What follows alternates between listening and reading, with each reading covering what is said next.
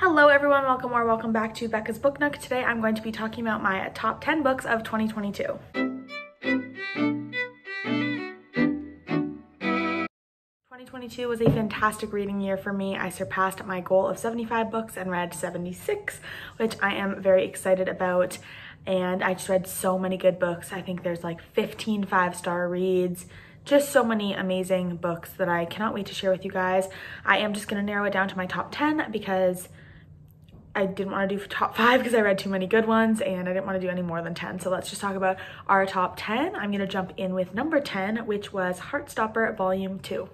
In my All Things Heartstopper video, I did talk about the fact that the second volume was my favorite, just because it's sort of like when they finally get together and all that jazz, and like finally deciding, Nick finally realizing that he's bi and just sort of becoming a lot more comfortable with who he is as a person and coming out to his mom and all that beautiful stuff. I just loved it. It's such a beautiful read. I needed to have one of the Heartstopper books in my top 10 because they made such a big impact on my year. So yes, Heartstopper Volume 2, it comes in at number 10.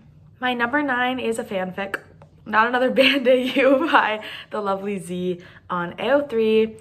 This fanfic book, it's long enough to be a book, I'm hoping to get it printed out soon, was insane, so good. It's a Marauders modern day AU where they're in a band, and it's just phenomenal. I found so many new songs. I fell even more in love with the Marauders, if that's even possible. It barely had Peter in it, which was a plus for me. Sirius as lead singer and guitarist, what more can you ask for, you know what I mean? James as the drummer, it's perfect. All that energy into the drums, it's perfect. It was just the perfect fanfic. Everyone needs to go read it. Maybe I'll link it in my description. Number 8 was The Song of Achilles by Madeline Miller. Obviously, this book had to make my top 10. It was my favorite book in February. I bawled like a baby. I read this while I had COVID.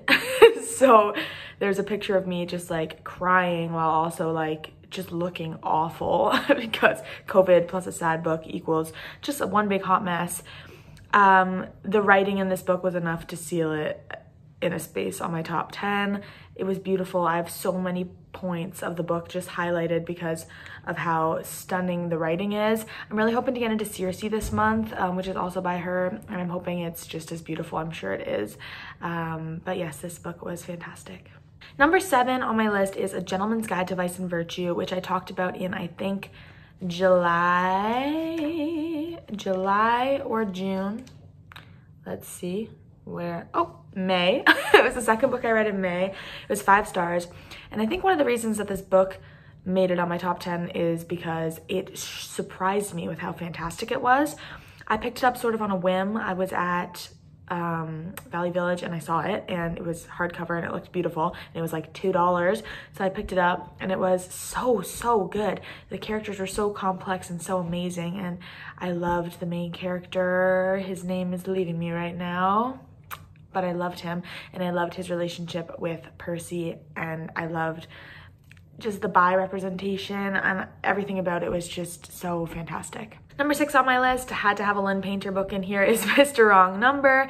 This was Lynn's book that was not YA, just in the romance section, adult romance, and it was fantastic. I read this book in a day in March. It was my top read in March, and I missed 2 classes on that day because I was reading, and I just read straight through them because I forgot that I had school that day because I was so engrossed in the book. I loved Colin and the main character whose name is evading me. When you read this many books in a year, like the sort of blur like the names, I can't keep track, but so fantastic. A wonderful book. I loved the You've Got Mail aspect, and I talk about this all in my favorite authors Lynn Painter edition. I love the You've Got Mail element where they're texting each other. One of them, Colin, knows that it's her, but she does not know that it's him. It was so fantastic. It needed a spot on this list. Number 5 goes to Miss Tessa Bailey, Tools of Engagement.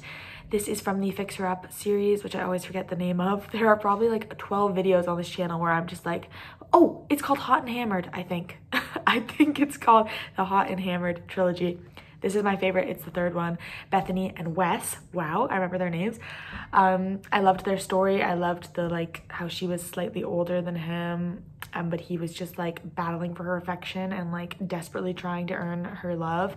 It was so fantastic, and I can't wait to reread that series. I really liked all three of them this year, but probably not this year, but maybe next year I'll reread them because I do love them, but maybe if I'm in a reading slump this year, I'll pick them up.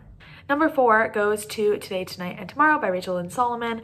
This book also really pleasantly surprised me. I had it on my shelf for a really long time and then decided to pick it up. I was really not feeling it the first, not even 50 pages, maybe probably less than 50 pages, maybe like 30 pages. I was just like not in it. Like I don't know, I wasn't vibing.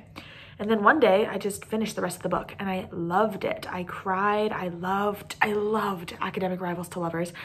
Right now I'm in such an Academic Rivals to Lovers kick. Like I just want to reread Today, Tonight, Tomorrow because I think it's the only thing that will like ease my craving. I've been trying to write my own, but I just like, I'm craving that specific one, I think, so I need to pick it up. I loved that she kept talking about the Smiths because I love the Smiths. Everything about that book was just so fantastic, and I really enjoyed Rachel Lynn Solomon's writing. My top 3 spot goes to Every Summer After by Carly Fortune. This book was fantastic. It gave me the same vibes as my number 2 book. I loved that it was set in Canada and like Toronto and Muskoka. Like that was sick because I'm like around those areas. I loved the second chance romance, friends to lovers elements. I loved both the brothers. It was just fantastic. I recommend it to everyone that I talk to.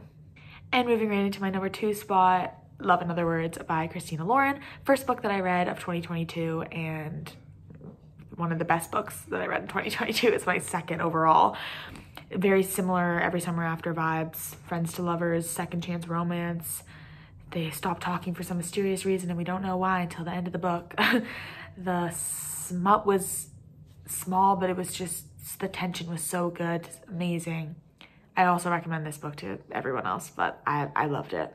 And my number 1 spot, the best book that I read in 2022, to no one's surprise, is Book Lovers by Emily Henry. Book Lovers was fantastic.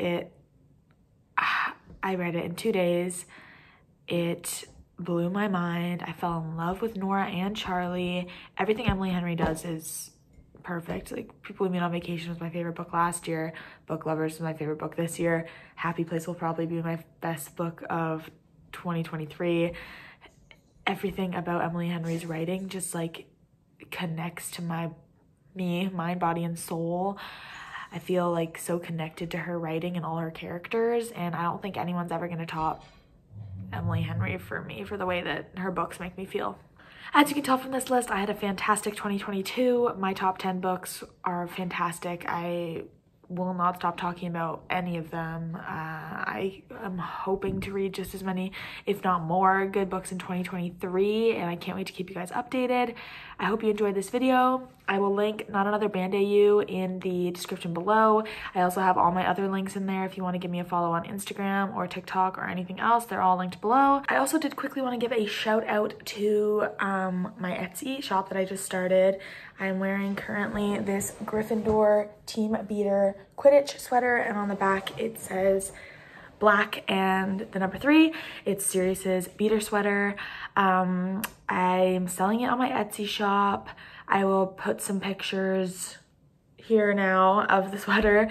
You can have whatever house colors you want, whatever last name you want. There's a couple options. We can do basically anything. I'm gonna link that in the description as well. And yeah, go check it out. They are really nice quality. It's really cozy on the inside. And yes, I'm so excited to get this going. So give it a check out if you are a Harry Potter or a Marauders fan. We have a few options for you. Don't forget to subscribe to my channel and give this video a like if you enjoyed it. I will see you in my next one. Bye.